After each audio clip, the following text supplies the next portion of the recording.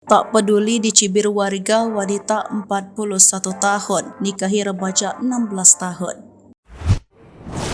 Pernikahan Mariana 41 tahun dengan remaja di bawah umur bernama Kevin 16 tahun menjadi sorotan.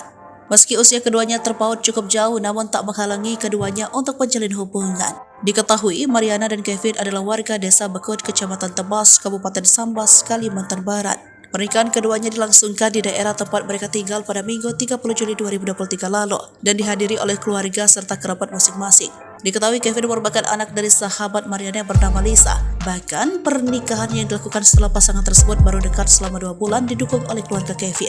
Mariana mengakui pernikahannya sempat menggegerkan warga sekitar lingkungan mereka. Bahkan banyak di antara mengingatkan Mariana untuk mengurungkan hal tersebut. Namun ia dan Kevin nekat melakukan pernikahan meski banyak menuai pro dan kontra. Mariana menekankan melakukan pernikahan tersebut murni dilandasi keinginan hidup bersama.